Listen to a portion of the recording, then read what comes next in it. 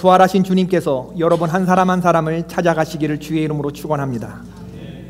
주님 만나주시고 또 주님께 음성 들으시고 새로운 힘을 얻으시고 다시금 귀한 사명의 자리로 나아가시는 주님의 종들이 되시기를 축원을 드립니다. 오늘 우리가 읽은 본문을 가지고 만든 찬양이 있는데, 엠마오 마을로 가는 두 제자, 절망과 공포에 잠겨 있을 때 주 예수 그들에게 나타나시사 참되신 소망을 보여주셨네, 이런 찬양이 있습니다.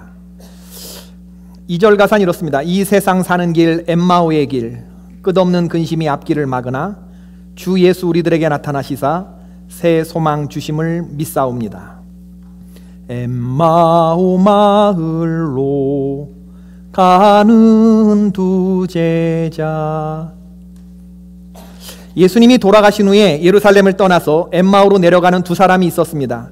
이 두 사람은 본문에 보니까 글로바와 이름이 등장하지 않는 무명의 사람이었습니다. 이 두 사람은 예수님의 12제자 그룹에는 들어가지 못했지만 예수님을 가까이에서 모신 사람들 같아요. 예루살렘에서 엠마오까지는 성경에 보니까 25리 정도 된다고 했습니다. 엠마오로 내려간다고 표현을 하는 것은 엠마오의 지리상 위치가 예루살렘보다 저지대에 위치하고 있었기 때문입니다. 엠마오로 내려가는 길은 이 두 사람의 마음과도 같았습니다. 그들은 예루살렘의 군중들의 소요를 지금 등지고 내려가고 있습니다. 그 마음 속에는 절망과 공포 그리고 충격과 슬픔으로 가득 차 있었을 것입니다. 그들은 지난 3일 동안 예루살렘에서 벌어졌던 이 십자가 사건에 몰두되어 있었습니다. 근데 이들이 절망하면서 엠마오로 내려간 이유가 무엇인가? 그들은 예수님을 선지자로 믿었어요. 이스라엘을 구속할 자라고 믿고 있었는데 그 메시아가 무참하게도 능욕받고 고통당하고 십자가에 달려 돌아가셨던 겁니다. 그동안 많이 행하시던 기적은 다 어디에 가시고 그렇게 무기력하게 십자가에서 돌아갈 수 있단 말인가?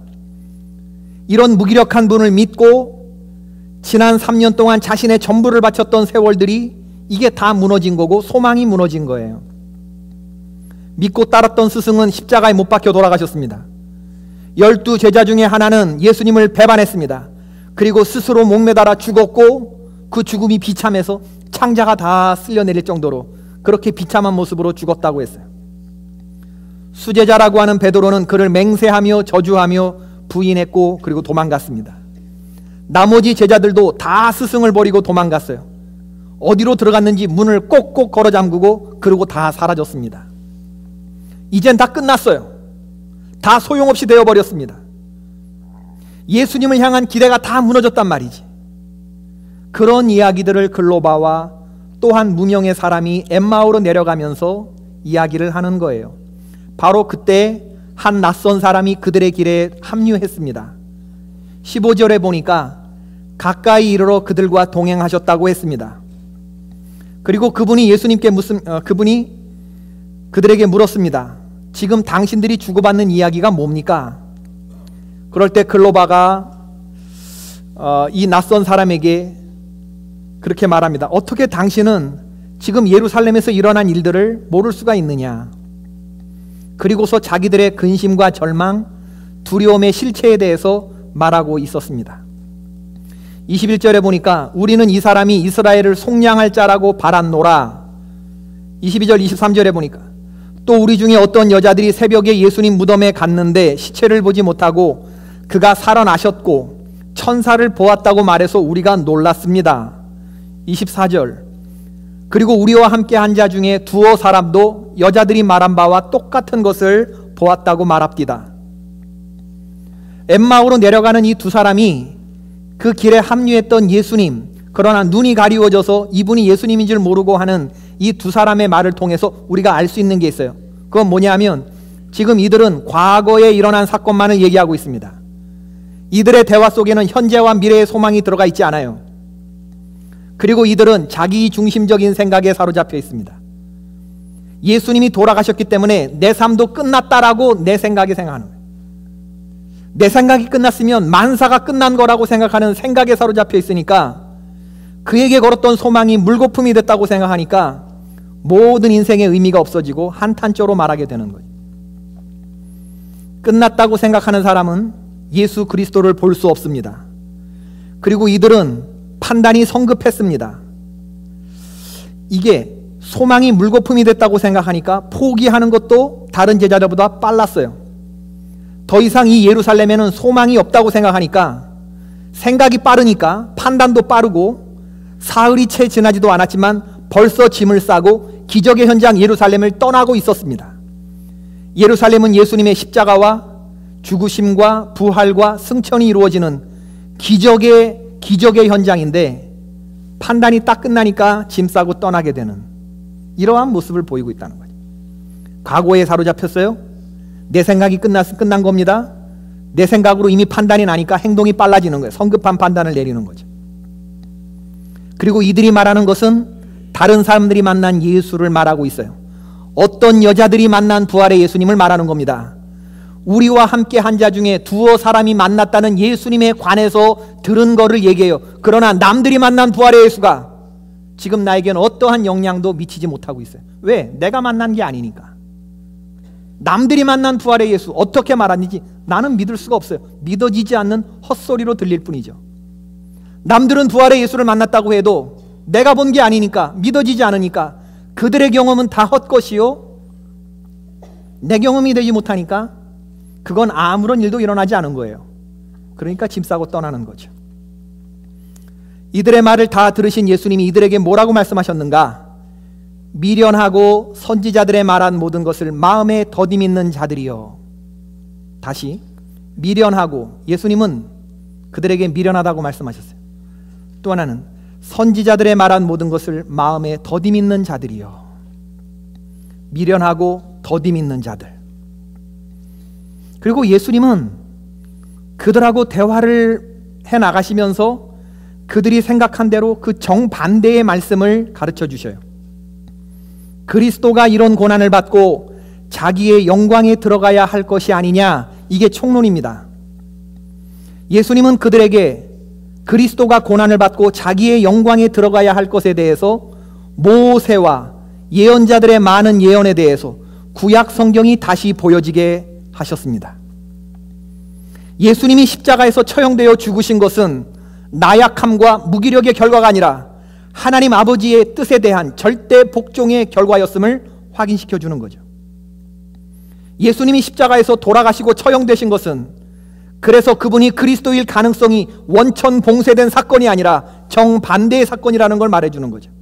예수님이 십자가에 못 박혔기 때문에 그리스도가 아닌 것이 아니라 하나님의 뜻에 죽기까지 복종했기 때문에 그분이 우리의 그리스도가 될 수 있는 분이다. 자기들이 미처 생각하지 못한 것에 대해서 풀어주셨고, 그럴 때 그들의 마음이 뜨거워졌다고 했습니다. 하나님의 아들 나사렛 예수가 먼저 고난을 당하고 다음에 영광을 얻게 되는 것과 먼저 죽어야 그 다음에 부활이 이루어지지 않느냐라고 하는 것을 주님이 말씀을 풀어서 가르쳐 주실 때에 그들의 영안이 밝아졌다고 했어요. 그래서 함께했던 사람들이 눈이 가리워져서 함께한 사람이 누군지 몰라봤던 그들이 예수님을 알아보게 되었습니다. 죽음에만 머물러 있던 시야를 부활과 영생의 시야로 확대시켜 주신 그런 예수님. 이 예수님의 이 말씀을 듣고 이들이 후에 말하기를, 길에서 우리에게 말씀하시고 우리에게 성경을 풀어주실 때에 우리 속에서 마음이 뜨겁지 아니하더냐, 우리의 마음이 뜨겁지 아니하더냐. 예수님이 말씀을 풀어주시니까 예수님이 죽으면 끝났다, 이분은 그리스도가 아니었어가 아니라 주님이 모세와 선지자의 말씀을 풀어주시고 말씀을 가르쳐주시고 그럴 때 죽어야만 부활이 있는 것이 아니냐라고 하면서 이 부활의 이 복음을 가르쳐 주셨을 때에 그들의 마음이 뜨거워지는 역사가 일어났다는 거죠.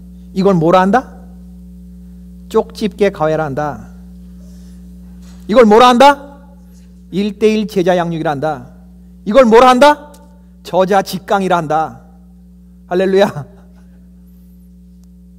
길에서 인텐시브로 이루어진 저자 직강.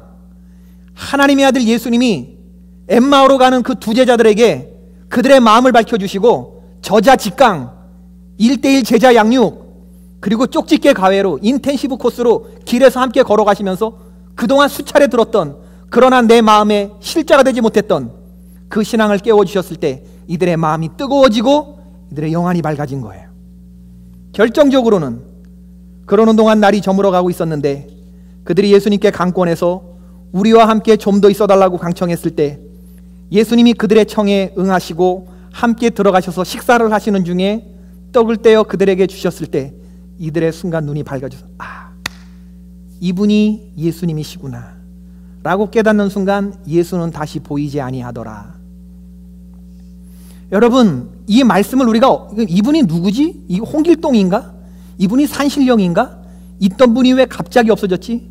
여러분, 하나님의 말씀을 보는 순간, 우리가 성경을 펼쳐 읽는 순간 성경의 한 구절 한 구절이 예수님을 통해 예언된 하나님의 사랑인 것을 성령께서 우리에게 가르쳐 주시는 줄로 믿습니다. 말씀을 통해서 우리는 이분이 부활하신 예수님이라는 걸 알아요. 우리는 이 경험이 있어야 신앙이 정상 궤도에 진입할 수 있습니다. 이 영안을 뜨지 못하면 계속해서 우리는 낙심과 절망, 두려움과 근심의 포로가 될 거예요. 우리가 이 영안을 뜨지 못하면 환경이 웃기면 웃고 환경이 울리면 우는, 끌려다니는 이런 나약한 신앙생활을 할 뿐입니다. 그러나 우리가 영의 눈을 뜨면 상황이 달라집니다. 부활하신 예수님을 만나면 달라져요. 환경과 조건에 따라서 일이 일비하지 않습니다. 어떤 순간에서도 믿음의 말을 하고 아무리 환경이 어려워도 하나님의 사람들이 믿음에 따른 결정을 하는 것은 바로 우리에게는 육신의 눈만 있는 게 아니라 영의 눈이 있기 때문에 그래요. 그래서 우리는 예수님의 사람으로 살아갈 수 있는 겁니다. 창세기 21장에 하갈의 영안이 열려 샘물을 보게 되었죠. 민수기 22장에 발람이 하나님의 음성을 듣고 천사를 보게 되었죠. 열왕기하 6장에 엘리사의 종 게하시가 하나님의 큰 군대를 보게 되었죠. 믿음이 부족한 사람들도 영안이 열려지는 역사가 있는데 하물며 우리 믿음의 사람들에게 하나님께서 마음의 눈을 뜨게 해주지 않으시겠는가? 믿음이 없는 하갈, 발람, 엘리사의 종 게하시도 하나님이 허락하시면 영안을 떴는데, 그래서 이들에게 없던 믿음이 생겼는데 하나님을 믿는 우리에게서 더 이상 말해서 뭐 하겠습니까? 스데반 집사는 돌을 맞는 와중에서도, 순교하는 가운데서도 사도행전 7장 56절 하나님 나라가 열리고 예수님이 옆에 서 계신 것을 믿음의 눈으로 바라보았어요. 웃으면서 순교할 수 있었습니다. 사도 바울의 눈이 밝아져서 3층 천, 3층 하늘에 갔다 왔죠. 요한 사도의 눈이 밝아져서 그 반모섬에서 고통당하는 그 순간 속에서도 하늘 보좌에 계신 하나님과 영광스러운 존재들을 보면서 아멘 주 예수여 어서 오시옵소서 하는 이런 믿음의 사람이 되어서 다시 내려왔죠. 이들은 세상을 육신의 눈으로 본 게 아니라 주님이 열어주시는 영안으로 보았기 때문에, 신령한 영적인 세계에 눈이 떠졌기 때문에 그들은 이 세상에서 살지만 이 세상에서 속하지 않은 하나님 나라 백성으로 살아갈 수 있게 된 거죠.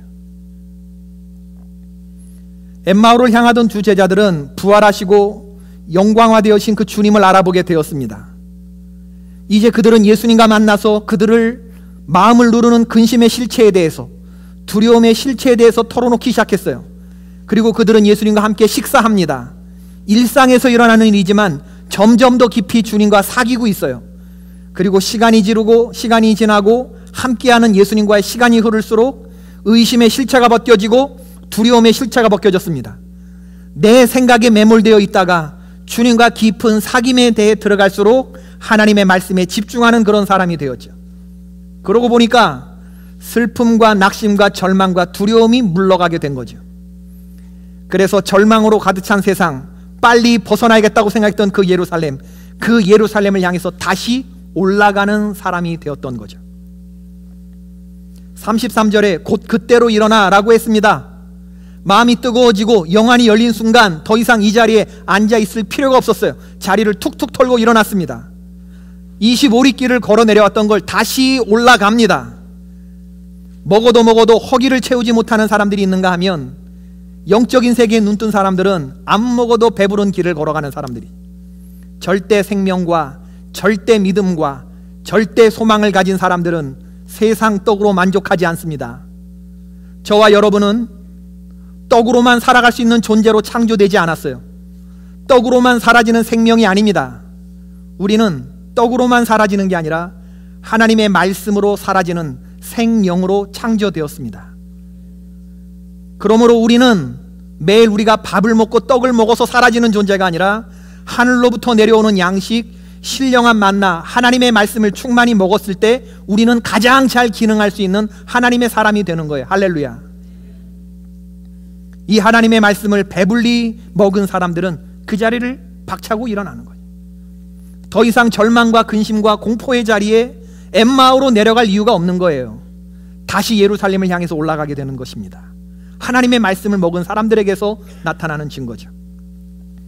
사도 바울이 로마 감옥에 수감되었을 때 에베소 성도들에게 옥중 서신을 보내면서 맨 마지막에 자기를 향해서 기도를 부탁하는데 두 가지를 부탁합니다. 하나는 하나님이 내게 말씀을 주시도록, 또 하나는 이 말씀을 담대히 증거하도록. 딱 두 가지만 부탁해요. 사도 바울이 전할 말씀이 없어서 이런 부탁을 하는 거 아닙니다. 하나님이 주시는 말씀이 있어요. 성경을 아는 지식이 있습니다. 저도 알고 있어요. 창세기서부터 요한계시록까지 말씀이 머릿속에 들어가 있어요. 그런 말씀을 달라는 게 아닙니다. 지금 창고에 재고로 쌓여있는 말씀 달라는 게 아니에요. 사도 바울이 나를 위해 기도해달라고 하는 건 오늘 갓 잡아 올린 생생한 하나님의 은혜의 바다에서 걸려온 생물, 자연산, 그 말씀을 오늘 내게 달라는 거예요. 이 말씀이 오늘 내 가슴을 뜨겁게 달구고 그 말씀을 받아야 그 말씀을 받는 자들의 마음이 뜨겁게 달구어질 것이기 때문에 사도로서 성도들에게 부탁하는 기도의 제목이 뭐냐면 하나님이 내게 말씀을 주사, 그 말씀은 갓 지어낸 찐빵 같은 김이 모락모락 나는 말씀, 아침에 갓 배달된 잉크 냄새가 가시지 않은 신문같이 오늘의 일용할 만나, 그 말씀을 달라고 기도하는 거예요. 감옥에 있으면서도 이 말씀이 있어야 사라지기 때문에, 그리고 지금 환경이 말씀을 전할 상황이 아니지만 담대하게 이 복음을 전할 수 있게끔 그 마음을 달라고 기도하는 거죠. 여러분, 이런 마음이 있어야 이런 상황 속에서도 예루살렘에만 머물러 있는 게 아니라 온 유대와 사마리아와 땅끝까지 나아갈 수 있는 사람이 되는 거예요. 이 가슴이 있어야, 말씀을 받은 게 있어야, 이 뜨거움이 있어야. 오늘 본문의 두 사람 중에 한 사람의 이름은 글로바고 한 사람은 이름이 등장하지 않아요. 무명입니다. 이 무명의 사람이 누굴까? 학자들은 예수님 이모부였을 것이다, 요한복음 19장을 통해서 그렇게 추측하기도 하고, 또 누가복음을 기록한 누가였을 것이다, 이렇게 말하기도 하는데, 저는 이 무명의 사람이 여러분이라고 생각합니다. 할렐루야. 이때 아멘 하셔야 돼요. 엠마오로 내려가는 사람, 글로바와 또 한 사람, 이름이 등장하지 않은 사람이 누구예요? 바로 여러분입니다. 여러분, 저자 직강을 받는 이 대상, 수강생이 누구예요? 납니다. 접니다. 주님이 누구 귀에다 대고 지금 말씀하시는 거예요? 내 귀에다가 말씀하시는 겁니다. 쪽집게 과에 내가 알고 있었던 말씀이 생생한 실제가 되도록 지금 나와 함께 걸으시면서 이야기해 주시는 이 하나님이 누구냐? 누구에게 얘기하는 거냐? 누구의 눈을 열어주시는 거냐? 누구의 귀를 뚫어주시는 거냐? 바로 납니다. 나. 여러분, 이제 이 뜨거운 마음속에 불이 있어야 여러분이 복음을 전할 때 사람들이 불구경을 하게 될 거예요. 우리가 4월 마지막 주일에 새생명 전도 축제를 하는데 이 불이 없으면 사람들 절대 끌려오지 않습니다. 전도가 되는 사람들은요, 그 사람의 말을 듣고 오는 게 아니라 보고 오는 겁니다. 뭐를 보냐 하면 우리 교회를 오라고 말하는 그 사람의 그 마음에 불을 보고 사람이 오는 거지, 여러분 마음속에 있는 그 불구경을 하려고 나오는 거지, 여러분이 전하는 말을 듣고 나오는 건 아닙니다. 무슨 말인지 아시겠어요? 이 뜨거움이 있을 때 사람들이 오게 되는 거예요. 아, 저 사람은 정말 예수님 만났구나, 저 사람이 말하는 그 예수님 나도 만나고 싶다, 이런 생생함이 전달되어지는 것이지. 여러분, 이 뜨거움이 있을 때 이제 이 엠마오의 사람들이 예루살렘에 가서 남이 얘기하는 어떤 여자들이 보았다는 그 부활의 예수, 우리 중에 두어 사람이 만났다는 그 부활의 예수, 그 사람 얘기하는 게 아닙니다. 이제 자기가 체험한 얘기를 해요. 예루살렘에 올라가서 우리도 엠마오로 내려가는 길에 어떤 분을 만났는데 그분을 만났을 때 내 가슴이 뜨겁더라. 이제 자기의 간증을 이야기하는 사람이 된 겁니다. 여러분, 오늘 이 말씀을 보시면서 우리의 근심과 염려와 두려움보다 더 크신 주님, 내 영안을 뜨게 하시고 내 마음을 뜨겁게 달구시는 그분이 내가 낙심과 절망과 공포와 근심에 사로잡혀 영안이 가려져 있는 상황에서도 나와 함께 걷고 계셨다고 하는 사실에 위로를 얻으시기를 바라요. 내가 그분을 알아보지 못해도 그분은 나와 함께 걷고 계셨어요. 지금도 여러분과 함께 걷고 계시고 한순간도 떠나지 않고 계시죠. 어떤 아이가 아빠와 함께 동물원에 갔는데 사자가 있는 곳을 이렇게 사자굴이 있는 곳, 사자가 지나가는데 어흥 했단 말이에요. 그러니까 아이가 놀래서 막 웁니다. 그러니까 아빠가 왜 그러니? 그때 아이가 아빠 저 사자가 보이지 않아요? 저 사자가 나한테 어흥했어요. 그랬더니 아빠가 그래, 아빠 눈에도 사자가 보여. 그런데 아빠 눈에는 이 철창도 함께 보여. 철장이 있어서 사자가 너를 공격하지 못해. 그렇게 대답해 줬다고 그래요. 예수님과 함께하면 사자만 보이는 게 아닙니다. 두려움의 실체만 보이는 게 아니라 우리 환경은 어렵지. 우리를 두렵게 하는 실체들이 많이 있지. 염려와 근심과 공포와 절망케 하는 그런 환경들이 있지. 그것만 바라보고 내 생각에만 매몰되면 오늘 당장 죽을 것 같지. 내일은 어떻게 살지? 눈 뜨고 싶지 않지. 아침에 그 우리를 짓누르는 그러한 무게들 때문에. 그러나 영안이 뜨이면 사자를 가두고 있는 철장이 함께 보이는 줄로 믿습니다.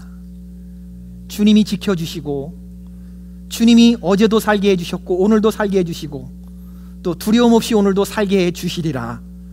난 일어나야겠다, 난 오늘 용감하게 살아야겠다, 이렇게 다짐하고 일어나는 사람이 되는 겁니다. 여러분, 이걸 세상이 감당하지 못하는 사람이라고 말하는 거예요. 예수님, 부활하신 예수님을 인격적으로 만나면 이렇게 변하는 거예요.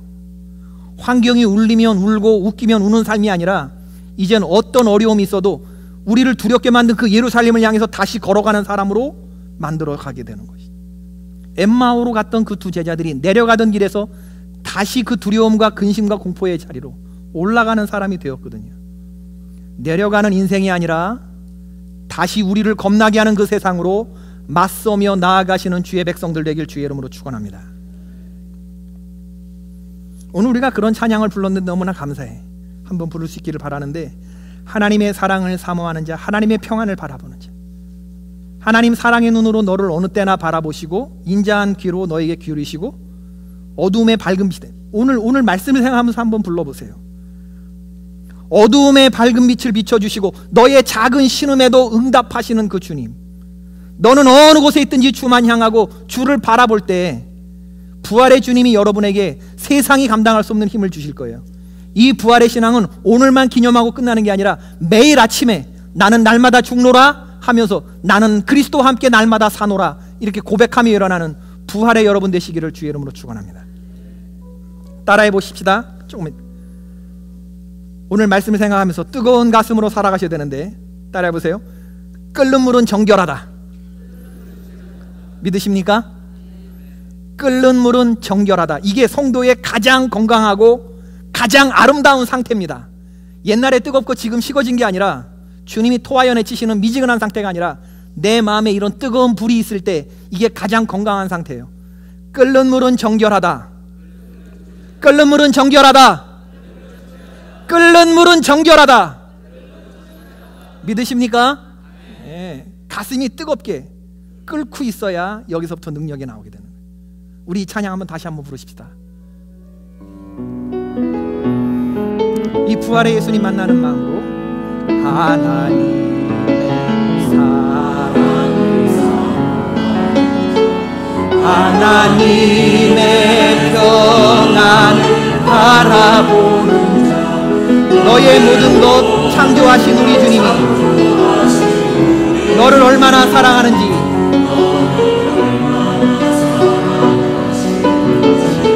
하나님께 찬양과 경배하는 자,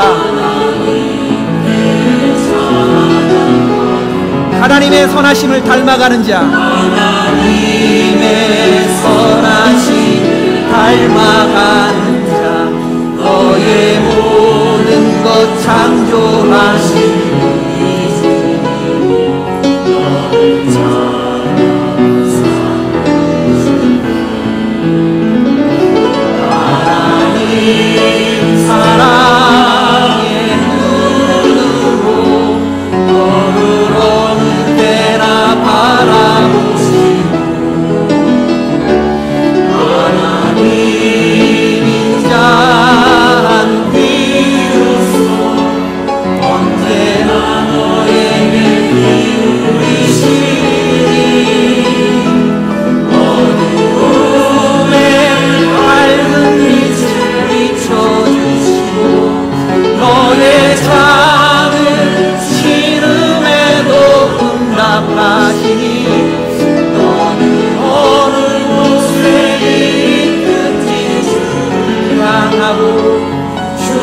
주만 바라볼지라. 어두움에 밝은 빛을 비춰주시고 어두움에 밝은 빛을 비춰주시고 너의 작은 시름에도 응답하시니 어느 곳에 있는지 주를 향하고 주만 바라볼지라. 여러분, 이 시간 한번 우리 조용히 기도드려 보십시다.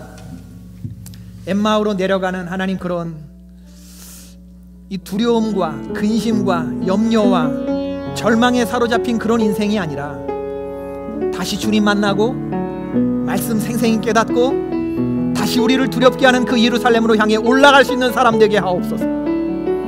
예수를 10년 믿고 20년 믿었어도 매번 하나님 환경에 지는 그러한 신앙생활 말고 이제 주님이 내 눈에 보이지 않아도 그분이 우리에게 말씀을 풀어주실 때에 우리의 가슴이 뜨겁지 아니하냐. 이 뜨거운 가슴으로 끓는 물은 정결하다. 주님, 내 마음이 뜨겁게 유되게 하시고 이 믿음으로 주님 나아가게 하옵소서. 다 같이 이 믿음 달라고 하나님 앞에 기도하십시다. 다 같이 기도하겠습니다. 아버지, 예수님 만난 뜨거운 가슴이 되어 우리 가슴 속에 타오르는 뜨거운 불이 있게 인도하여 주시옵소서. 이제 하나님, 다른 사람들이가 아니라 부활의 주님 내가 만났다고 그 대화에 참여하며 간증을 나누는 하나님, 그러한 하나님의 백성되게 인도하여 주시옵소서. 우리를 두렵게 하는 문제가 여전히 있지만 너무 두려워하지 않게 하여 주시옵소서. 우리의 삶의 두려움보다 더 크신 주님, 우리가 지고 가는 삶의 고민과 하나님 절망의 문제보다 더 크신 주님이 내 곁에 계심을 믿게 하여 주시옵소서. 내가 낙심과 절망과 공포와 근심에 사로잡혀 엠마오로 내려가는 길에도 줄곧 동행하셨던 아버지 하나님, 나를 한순간도 떠난 적이 없었던 하나님, 어두움에 밝은 빛을 비춰주시고 우리의 작은 신음에도 응답하여 주셨던 그 주님만을 향하고 그 주님만을 바라보며 하나님 그렇게 나아가는 하나님의 백성되게 인도하여 주시옵소서. 이제 우리와 함께 걸어오신 예수님 손 붙잡고 그 주님과 함께 나아가는 주의 백성되게 하여 주시옵소서. 우리 주 예수 그리스도의 이름으로 기도하옵나이다.